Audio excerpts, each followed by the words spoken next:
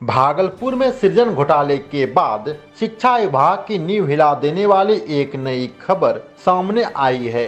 यूं तो यह भ्रष्टाचार से जुड़ी खबर कागजी कार्रवाई तक ही सीमित थी, लेकिन कात्यायन भारत की टीम ने सारे रहस्य पर्दा हटाते हुए पूरे मामले का साक्ष्य के साथ भंडाफोड़ कर दिया है।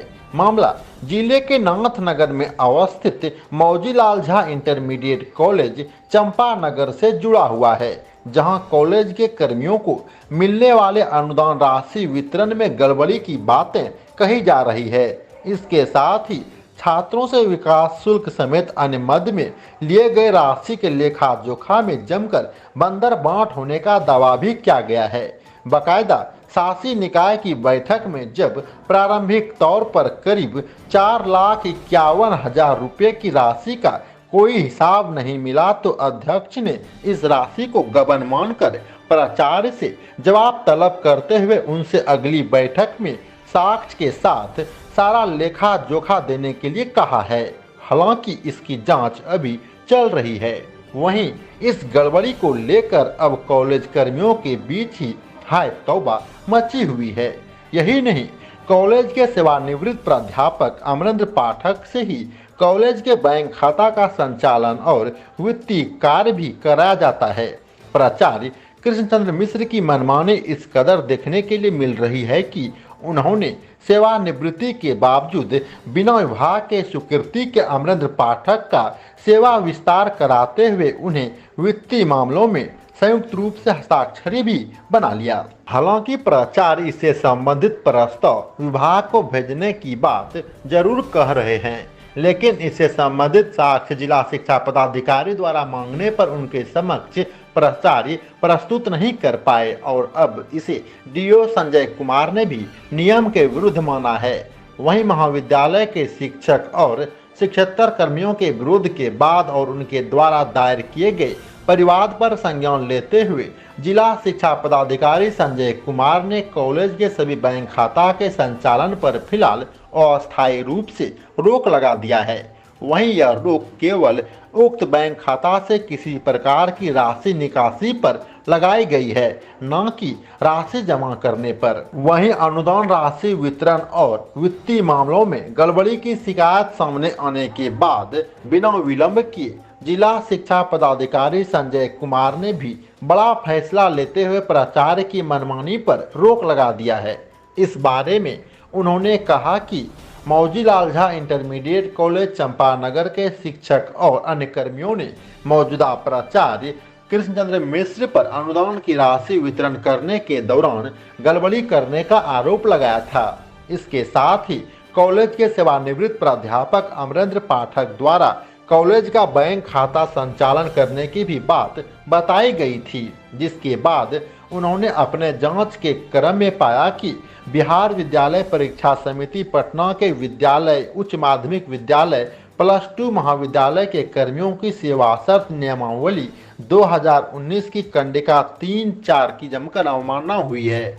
डीओ संजय कुमार ने पिछले 12 अक्टूबर 2022 को ही कॉलेज के प्राचार्य को पत्र भेजकर प्रथम से लेकर अब तक महाविद्यालय को मिले अनुदान राशि का हिसाब मांगा था। इसके अलावा अपने पत्र में डीओ ने प्राचार्य को अनुदान की राशि वितरण करने और छात्र छात्राओं से प्राप्त विकास कोष का रोकड़ बही एवं कॉलेज के द्वारा विभिन्न मदों में किए गए खर्च का पूरा हिसाब किताब साक्ष्य के साथ 3 दिनों के अंदर उपलब्ध कराने का निर्देश दिया था।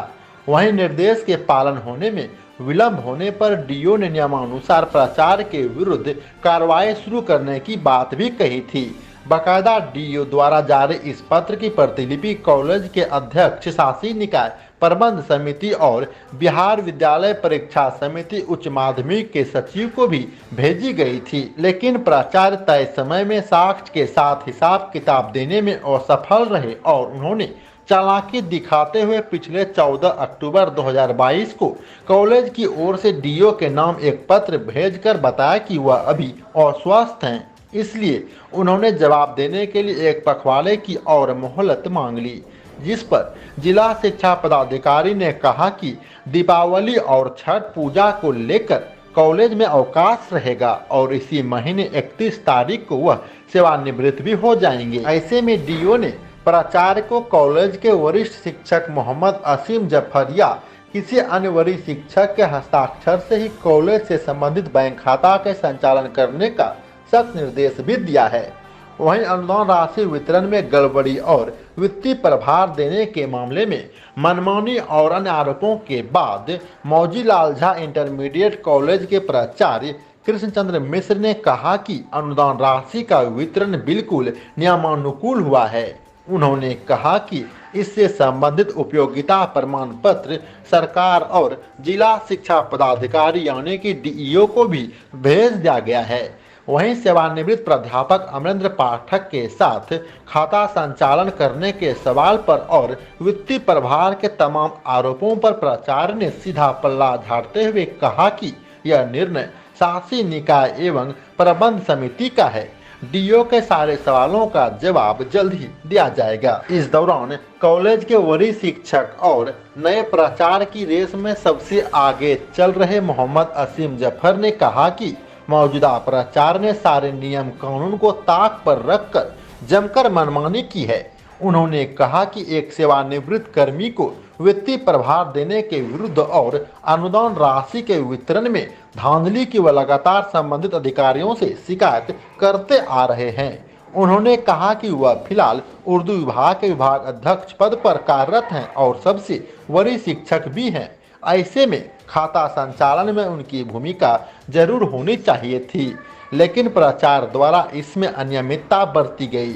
वहीं क्लर्क सुबोध मंडल ने भी प्राचार्य पर कई आरोप लगाए हैं। उन्होंने कहा कि 21 अगस्त 1988 को तत्कालीन शासी निकाय ने क्लर्क के पद पर उनका चयन किया था, लेकिन प्राचार्य ने उनको मिलने वाले अनुदान राशि में अड़ंगा लगाया, जबकि उसके बाद बहाल होने वाले कर्मियों को अनुदान राशि मिल चुकी है।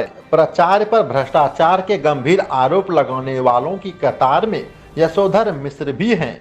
उन्होंने कहा कि वह 1983 में बहाल हुए हैं और 1985 में लैब टेक्नीशियन के पद पर बहाली कन्फर्म हुई। अमरेंद्र पाठक की एमएससी डिग्री को उन्होंने फर्जी करार दिया है।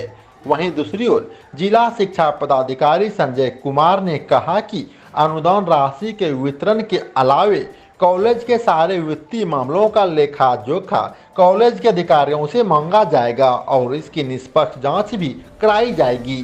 उन्होंने कहा कि जांच में जो लोग भी दोषी पाए जाएंगे उनके विरुद्ध नियमानुकूल कानूनी कार्रवाई भी की जाएगी। कॉलेज में पीटीआई के पद पर कार्यरत आनंद कुमार राजहंस ने बताया कि उनके पिता अजय कुमार राजहंस कॉलेज में 18 सितंबर 2012 तक प्राचार्य के पद पर कार्यरत थे और उनके मृत्यु के उपरांत उनकी मां को केवल एक बार अनुदान की राशि 71,000 के करीब मिला था और उसके बाद से अभी तक उनके पिता का कोई अनुदान राशि उनकी मां को नहीं मिला है। उन्होंने कहा कि प्राचार्य अब साजिश के तहत उनको पीटीआई के पद से हटाना चाहते हैं, जो कि गलत है।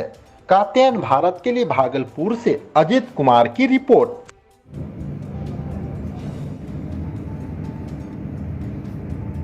Sir, Maujulal Jha inter degree college का एक मामला आया हुआ है। अनुदान राशि के वितरण में धांधली और प्रचार की मनमानी से संबंधित मामला है। सर, क्या कुछ कहेंगे आप? क्या है ये पूरा मामला?